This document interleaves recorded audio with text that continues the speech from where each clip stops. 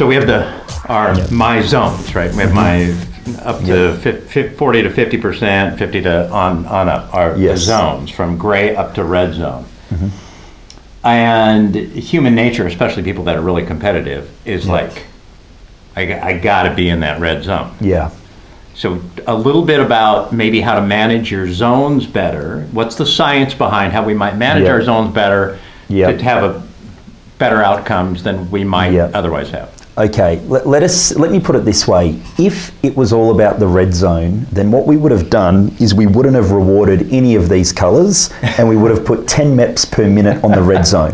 But we didn't do that. What we did was we put 1 MEP per minute in the grey zone for the 50s, 2 in the blue, 3 in the green, 4 in the yellow, and also 4 in the red. We didn't even give it a 5th point because we were conscious of the fact that exercisers would try and run into the red zone. So we tried to dampen it a little bit.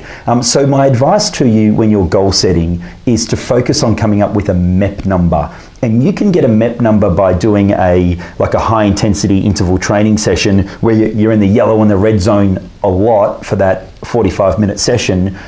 Or you can get your MEPs on a Sunday morning going on a light jog or a bike ride down in the blue and the green zone. You're still getting points, and it's about the aggregate amount of points. Now, the tip here, from a programming perspective, is to alternate it. If you're always in the red zone or if you're always doing cool color exercise, you will plateau out. The best way to break through plateaus is to mix it up. Yeah.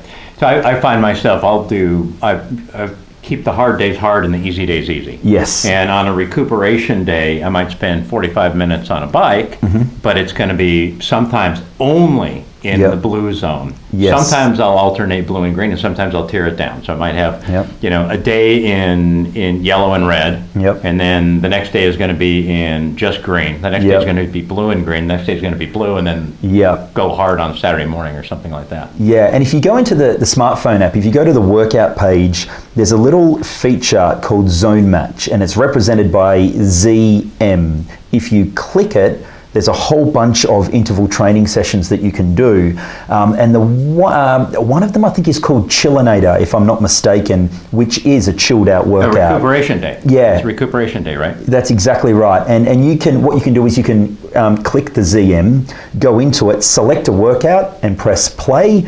And then the challenge there is for you to match your heart rate with the prescribed color on the smartphone. And the better you match it, the higher the compliance score you get at the end of the session. So that's a fun way of doing some cardio where you're mixing it up between the different zones. So we just discovered that today with you. Yes. And everybody was really enamored with it. Yep. And then we finally said, well, shoot, Emmett, now I know how you got those. So, the just red, just yellow, just red, just yellow. You were following that pattern. So it's the tile on the app that is under workout. Yes. And then there's a little round on the right-hand side. On the right-hand side above the clock. It says ZM for zone match. You're matching the zones. Touch that, and in there are the workouts. Yep. Press play. Press play, and you're off.